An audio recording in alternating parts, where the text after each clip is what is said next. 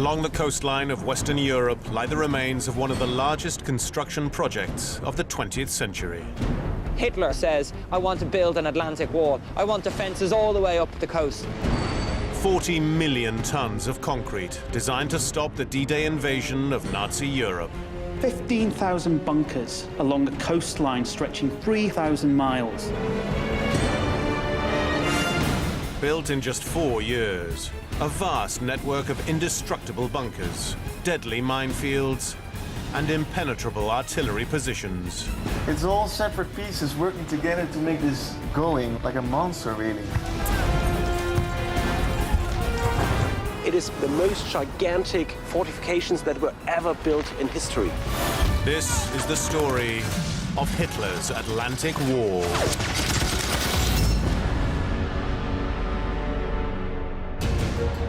The biggest construction projects of World War II, ordered by Hitler to secure world domination.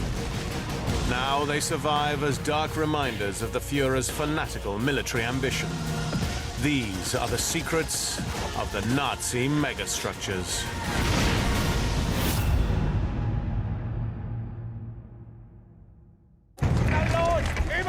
6th of June, 1944. The D-Day invasion has begun. In Normandy, 1,500 Germans face an Allied force over 150,000 strong. Soldiers such as teenager Franz Gockel are relying on their bunkers to keep them alive.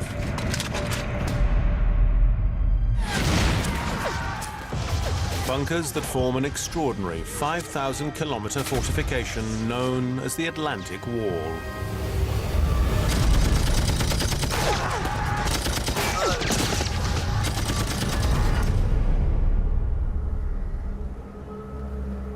The Nazis built this megastructure along Europe's west coast to protect Hitler's empire from an Allied invasion. Dr. Peter Lieb, former German army officer and war studies expert, has studied the wall's construction. There were bunkers all over France along the coastline, in Belgium, in the Netherlands. It is the most gigantic fortifications that were ever built in history.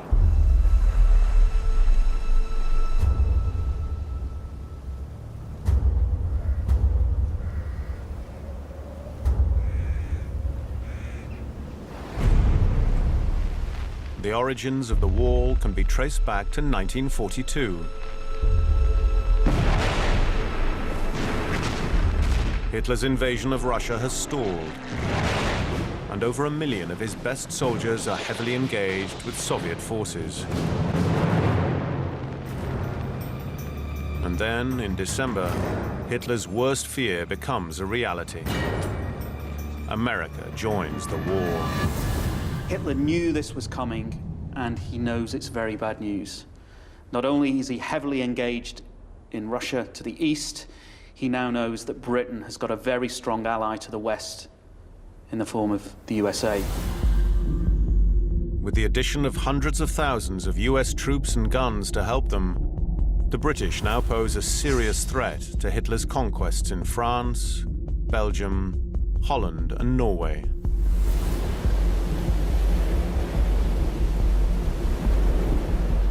To protect his Atlantic coastline, Hitler must take defensive measures. And so he puts out his famous Directive 40, which is basically rattling the cage and saying, enough, we need to get our act together. And in a series of bullet points, he states in no uncertain terms what is expected of his fighting forces and of his engineering organizations. Hitler demands the construction of a 5,000-kilometer defensive barrier, nearly twice the length of America's east coast. Giant gun batteries and bunkers capable of smashing any Allied invasion by sea.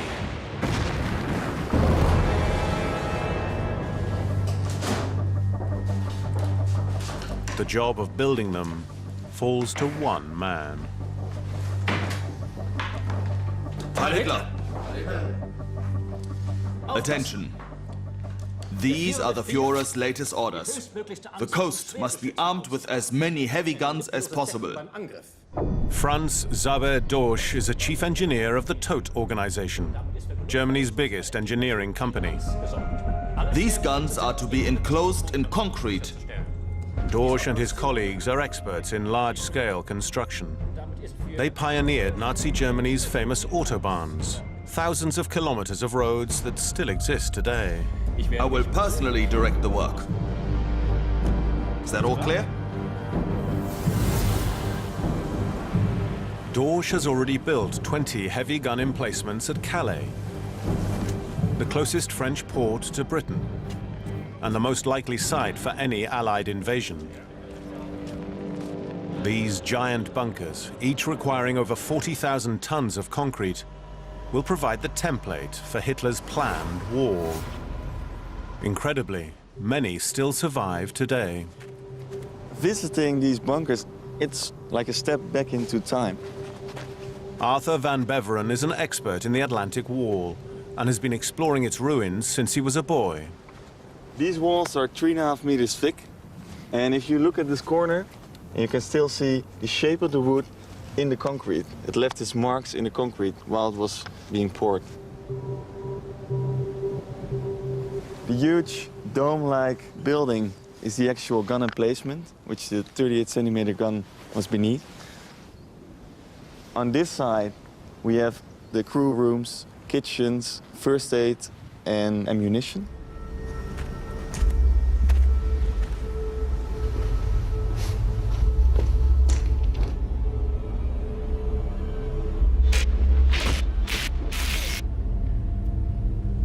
A very atmospheric place back then.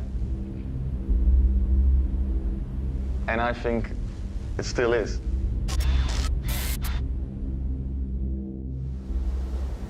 The shells are 1.6 meters long and weigh over 800 kilograms. They're so big that they have to be moved inside on a system of overhead rails. So you can see the rail from the outside going through this gap up here, but you can still see a part left in this gap. And it was used to transport the ammunition. This is now just an empty gap, but 70 years ago there should be a door up here, and there was a table up here. The ammunition was prepared, laying on the table, and on this side there was a little train driving along the gun, and the ammunition was put on the little train and transported to the gun. The giant guns of the Calais battery are capable of sinking the largest Allied ships in an invasion fleet, even before they've left port. From here, on a clear day, you can see Britain on the other side of the channel.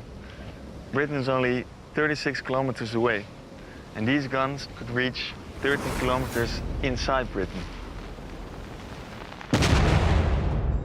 Now Dorsch and his team of engineers set about building a series of similar emplacements and fortifications around strategic Atlantic ports.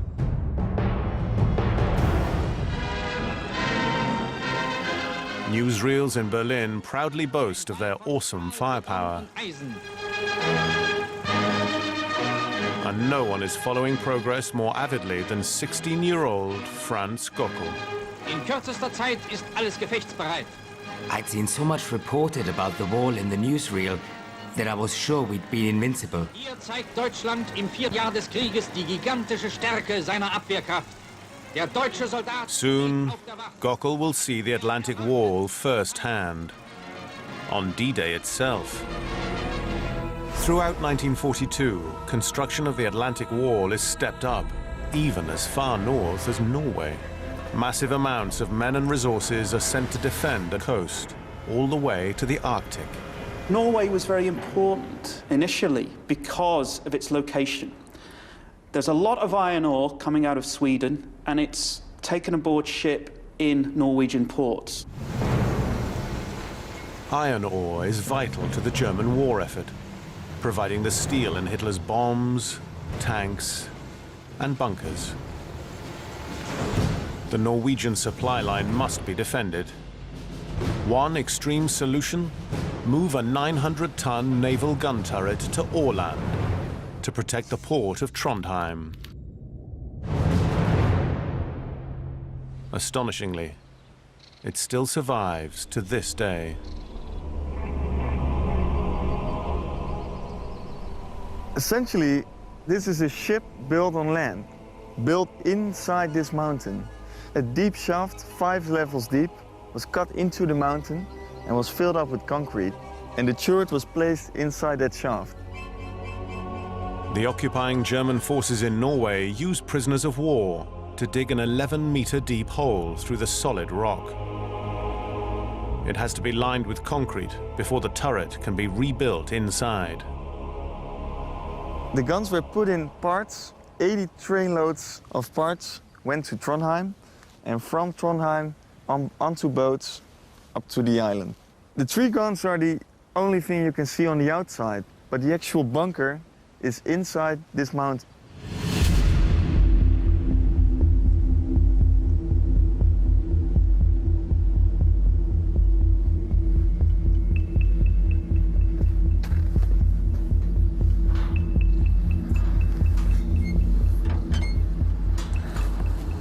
When you look around it, it's like solid engineering everywhere. It's all separate pieces working together to make this machine going like a monster, really.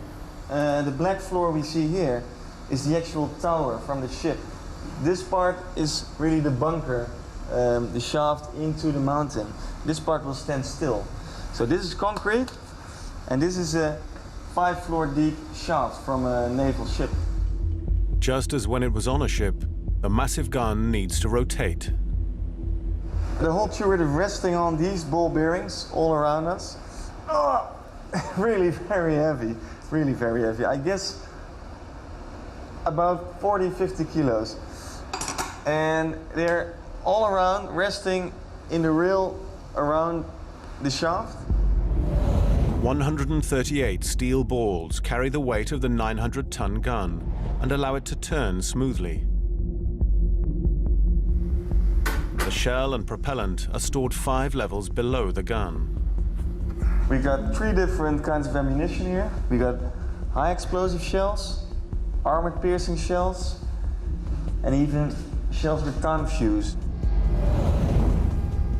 To maneuver these 300-kilogram shells, the Nazi engineers devise an ingenious hydraulic lift system. The shells will come right out of the walls, the ammunition rooms, would slide over here, roll on to this table, roll on further on this one, and when it finally reaches up here, you could traverse the shell up to the lift. Of course, normally it would be hydraulically operated. The ammunition is lifted 5 stories up to barrel level, ready to be fired.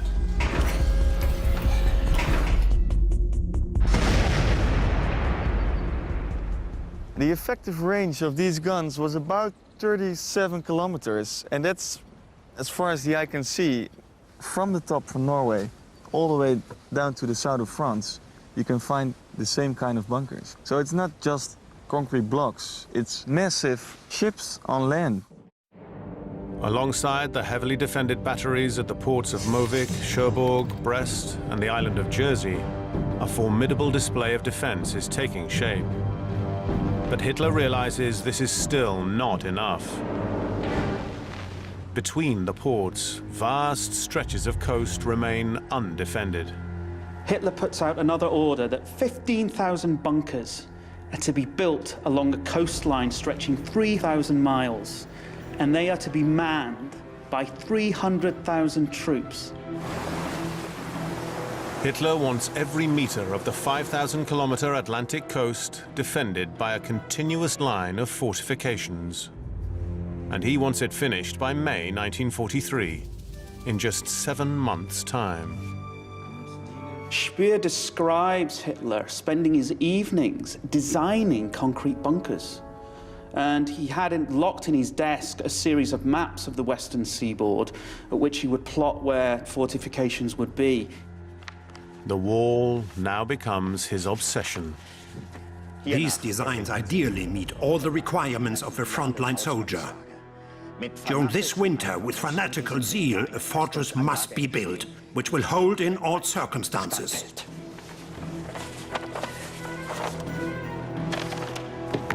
Heil Hitler.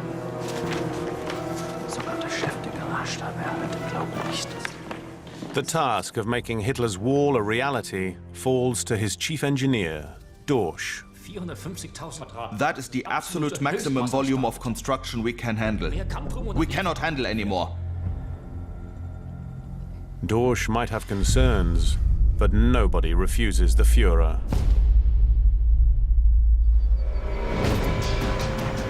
Construction teams try and meet Hitler's demands, focusing their efforts on areas where they think the invasion might come, such as the beaches of Wissant, closest to the British mainland.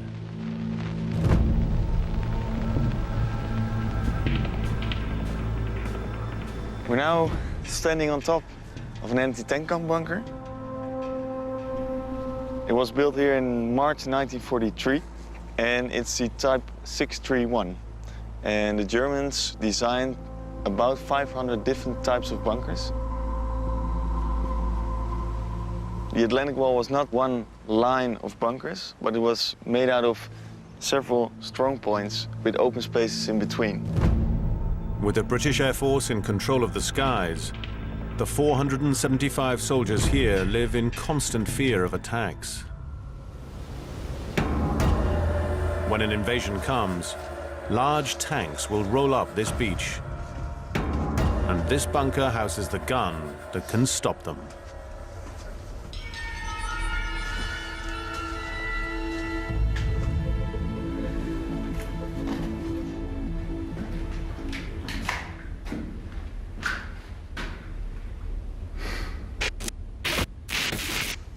So we're now in the most important room of this bunker, because this is the room where the gun used to be. The anti-tank gun, 4.7 centimeters, from Czech origin. The men stationed here spent months preparing for an invasion. The firing range for every potential target was carefully practiced. This is a really cool feature in this bunker. It actually still has these numbers on the plate next to the gun. And they tell the crew certain points in the landscape how far they are away from the bunker. We have a church or a house near the beach, so they can measure from these points how to aim the gun. The bunker was designed to be indestructible, but there's still the risk of being buried alive by the debris of a battle. We have another exit here. It's the escape shaft. You have to get through the brick wall. You have to dig through 4 meters of pebbles, and then you can get out via this shaft on the side of the bunker.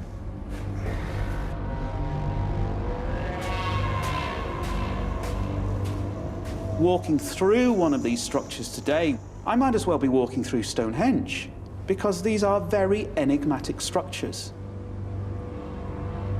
But if you were to see them operating, with all the hardware, all of the guns and the men inside them, I think you'd be fairly impressed at what these things had developed into. Very, very frightening fighting machines. Only 30% of the required bunkers are finished by Hitler's deadline of May 1943. As chief engineer, Zaber Dorsch knows Hitler will blame him. We have handed over 9,671 ready-to-occupy bunkers. And the concrete work has been done for another 1,500. But Dorsch lacks the resources that he needs to increase production. The war has now dragged on for 4 years, and the Germans are running out of material, money, and men. Hitler gets very irritated when resources keep bleeding away from the western seaboard, from his Atlantic Wall, to the war in the east. He puts out an edict and says, nobody moves anything or anyone from the Atlantic Wall without my prior and direct permission. October 1943, Colville, Normandy.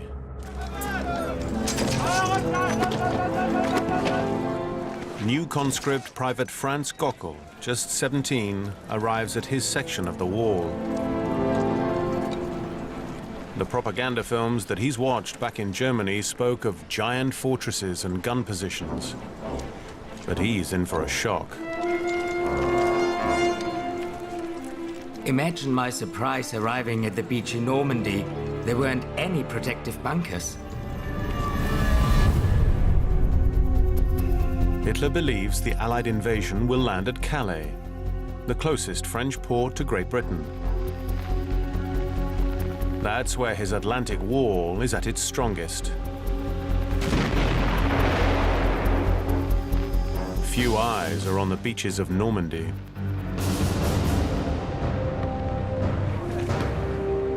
Franz Gockel's diary records happy days spent swimming and playing near the beach at Colville, a stretch of sand that will come to be known as Omaha Beach.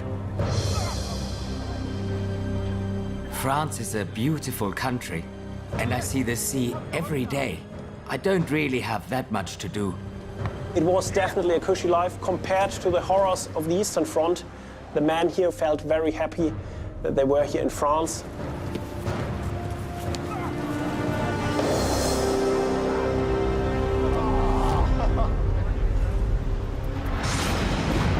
November 1943. Events in Russia are going from bad to worse. The Germans have been forced into retreat by a powerful Soviet army. The Germans lost on average 2,000 men killed in action each day, and that since June 1941. Hitler and his generals now face a crisis. They have to fight on two fronts. Millions of their soldiers tied up in the east, and 5,000 kilometers of coastline to defend in the west. The Nazis have posted 300,000 soldiers to the bunkers of the Atlantic Wall, but they are inexperienced troops. The crew here of the bunkers were mainly young soldiers, 17 or 18 years old, or older family fathers in their late 30s. The guys in the early 20s, mid-20s, the best soldier material, as you would call it in military terms, were mainly on the Eastern Front. The Nazi high command are counting on millions of tons of concrete and steel to make the difference and keep the Allies at bay. You can say that the bunkers made the soldiers better fighters. You could be a bit overweight, you could be a bit overaged, but you could still pull the trigger on the machine gun.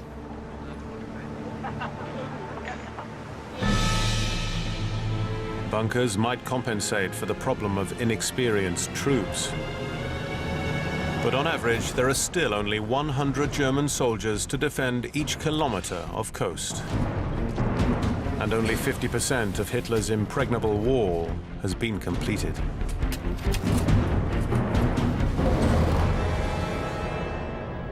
This is hopeless. I am the greatest builder of fortifications of all time, and this is all I get. By November 1943, Hitler runs out of patience with the slow progress of wall construction. He appoints a new commander to take charge. A man whose legendary toughness in battle might make up for the weaknesses of the wall. Field Marshal Erwin Rommel.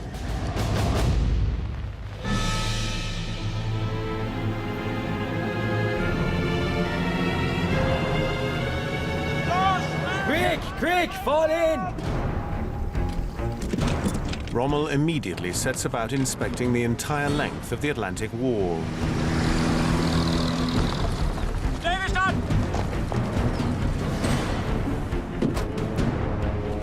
He's been fighting the Allies in North Africa for 2 years. Rommel is a master of attack and defense. What he sees in Normandy shocks him. Rommel came to this place here in January 1944, and when he looked at the conditions and how the defense preparations had gone, he was very upset.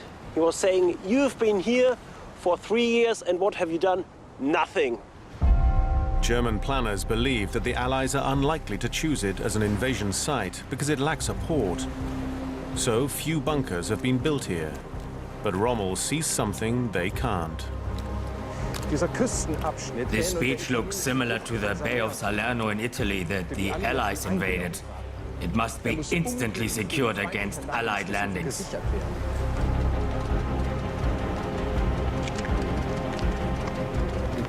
If the British once get a foothold on dry land, they can't be thrown out again. Rommel knows this beach needs to be defended. If the Allies land here, the Nazis could lose the war.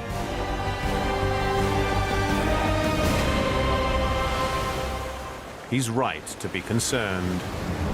Across the Channel, 150,000 Allied troops are massing in secret. The Atlantic Wall is about to face the ultimate test. And at Omaha Beach, Franz Gockel will face the full onslaught of the invasion. By January 1944, Soviet Russia is still pushing the Nazis back in the east.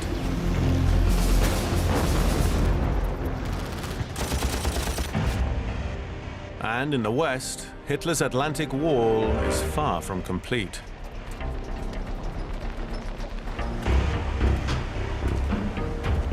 Field Marshal Rommel faces an enormous challenge to improve the quality of the defenses, as he records in his diary. These fortifications are the work of an engineer who is neither strategically proficient nor has any knowledge of war. Rommel's experience fighting the Allies has taught him that holding off an invasion will require meticulous planning. And he has a very clear strategy. Rommel believes that an enemy invasion has to be smashed, if not at sea, on the beach. If the enemy get off the beach, he thinks the game is over. To defend every beach, Rommel wants thousands more small bunkers for individual soldiers, armed with heavy machine guns. They will be quicker to build, but there's still the problem of manpower. As the war develops, they don't have the spare manpower within Germany, and they basically draft in the people of these countries, the Poles, the Czechs, you name it, the French, people from concentration camps, Allied prisoners of war, all of which is massively inhumane. Thousands and thousands of them die in these construction projects and through bad diet and bad treatment, and it just becomes slave labor.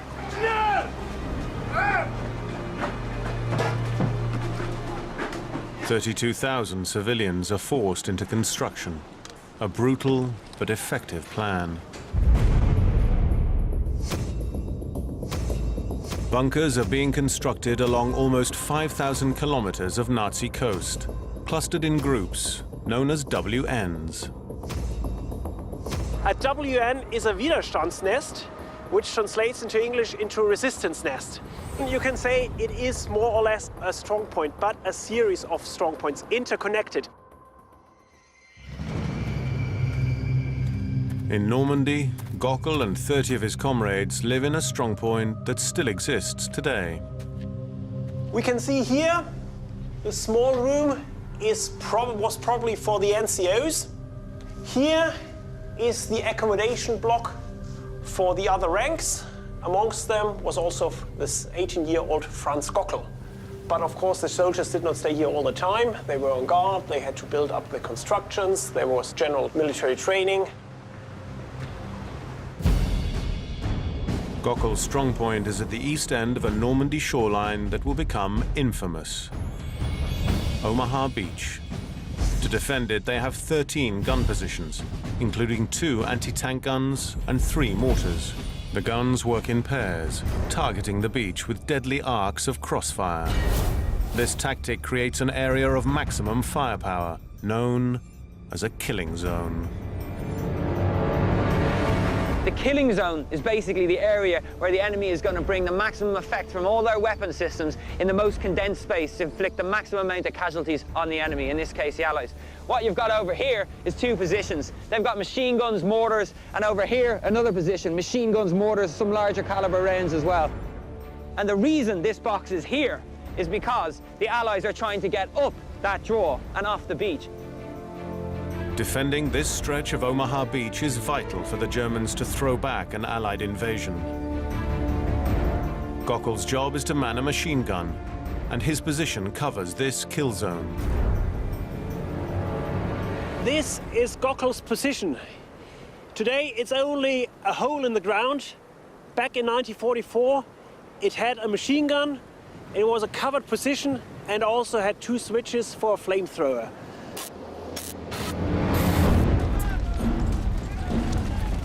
Gockel's bunker is finished by May 1944, along with thousands more that protect the coast from Norway to the Spanish border.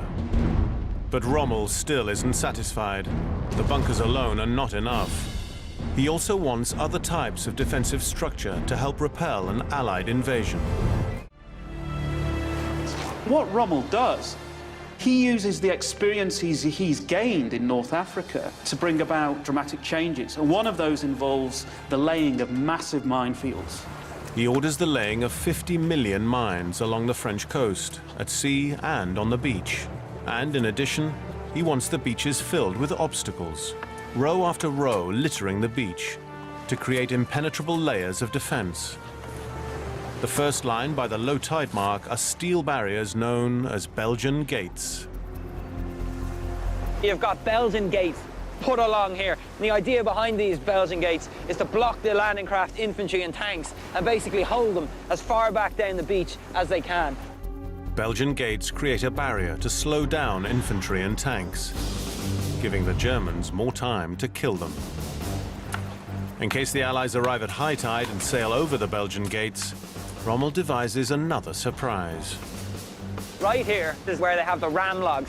Think about telegraph poles, cut, raising above my head, 30-degree angle, a couple of other ones supporting it down here. At the end of these, you're going to have basically like saw blades, which are there to rip the bottom out of the landing craft if the Allies come in at high tide. But even that's not enough. The Germans use absolutely anything that might disrupt and delay the landing force.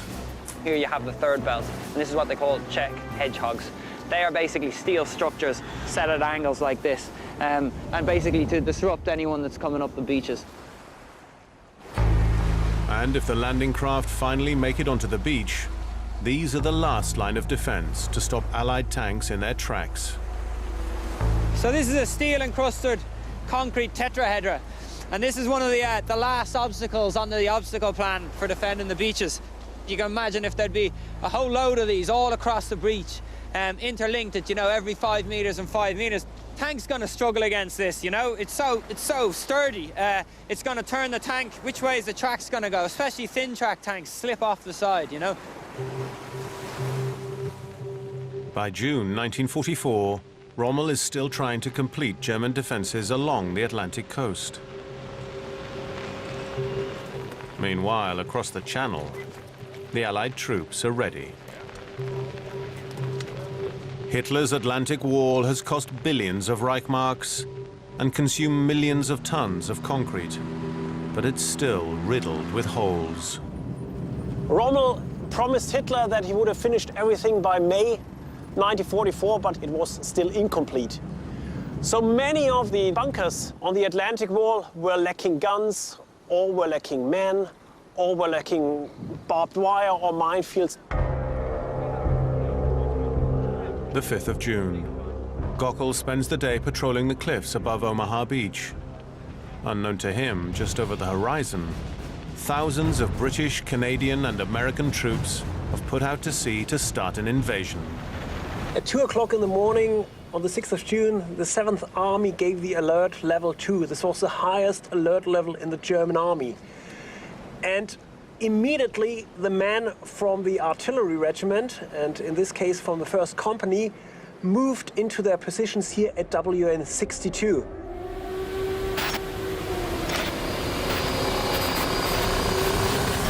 Place Wake up! Get up! Get up! This is for real! The Americans are parachuting in, just 30 kilometers away! There was an alarm call, but none of us believed it. We'd had so many in the past weeks that we no longer took it seriously. You too, Gockel! Get out!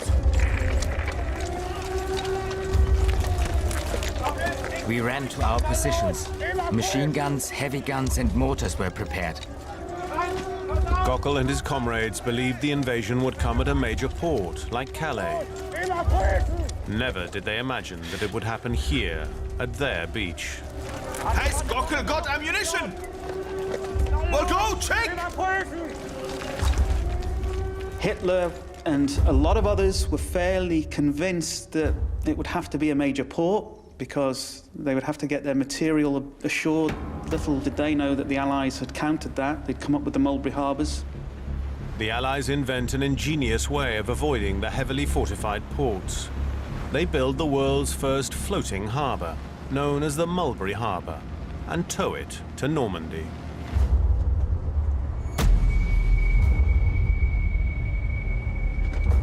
Gockel, do you need ammunition? Yes. Good luck.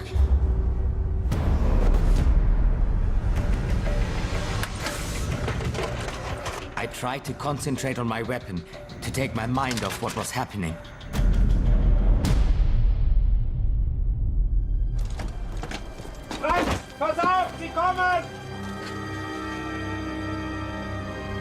Normally, a German machine gun should be manned by 2 soldiers. Here we had only 1 man per machine gun.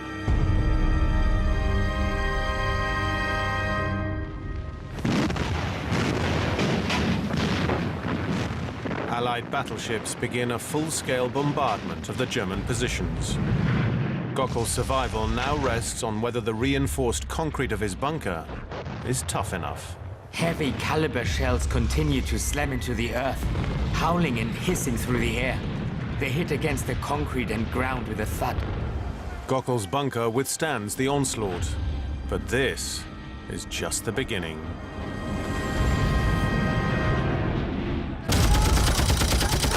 When the Allied forces land, they're met with a hail of machine gun fire. Just 500 Germans have to defend a 6-kilometer beach against 35,000 Americans. The ultimate test of the Atlantic Wall has begun. The Germans are firing with each weapon they've got available here. With their flamethrowers, with their machine guns, with their field guns, with their artillery from further inland. This was when German firepower was the biggest.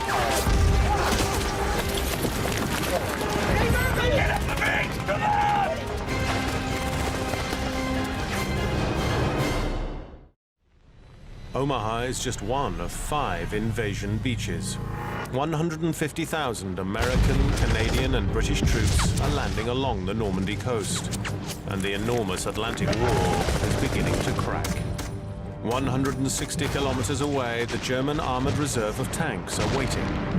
If they're called up to plug the gaps, there's still a chance that the Allies can be thrown back. But there's a problem. Hitler was asleep, and no one dared to wake him up. And this was crucial because Hitler was the person who could release the armored reserves. And when he woke up, he still didn't believe it was a full invasion. The tanks remain far inland. And the only other man who can make a difference is even further away, in Germany, celebrating his wife's birthday. Rommel said the first 24 hours are crucial to defeat the Allied invasion. And on the 6th of June, he was not here. And it was only in the late afternoon that Rommel rushed back from Germany and arrived in France to coordinate the defense measures. But by that time, the Allies had already a firm grip on the beaches here. At 9 a.m., 7 hours after the first shots are fired, the bunker next to Gockel's position is destroyed. His machine gun is the last one still firing from his group of bunkers. Sand caused the belt of my machine gun to jam. I had to continue using my rifle, firing single shots.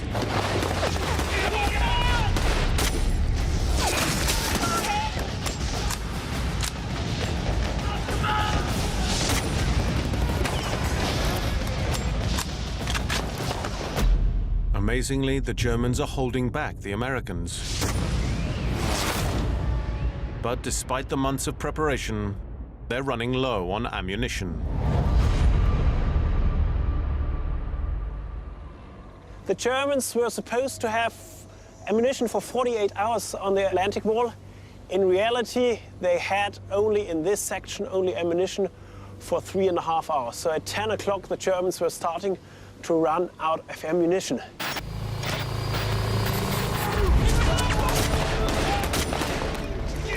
As their supply of bullets is depleted, the Germans begin to struggle, and the Americans gain ground. Gockel and his comrades are forced to fall back.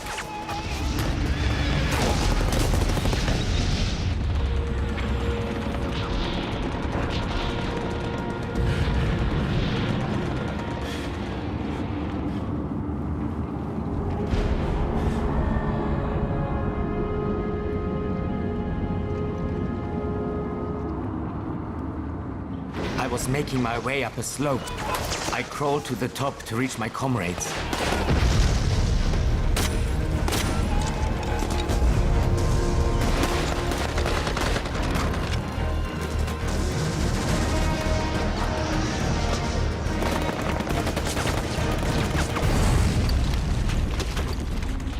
I saw 3 fingers on my left hand dangling by the threads.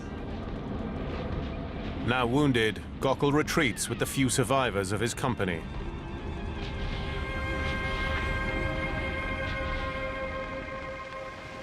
Omaha is the last of the 5 invasion beaches to fall.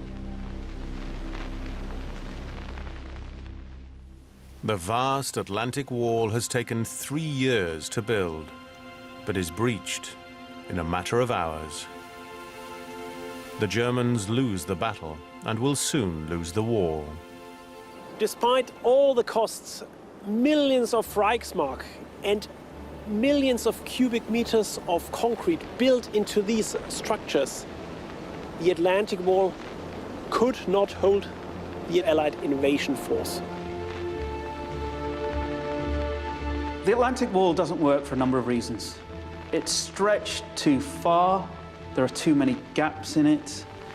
The basic policy behind it is flawed. The Germans never come up with a grand plan of how to fight this machine they've built, how they're going to take it into war.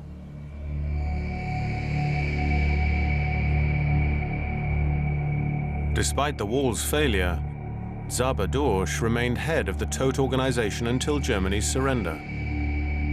After the war, he had a successful engineering career until his death, aged 86.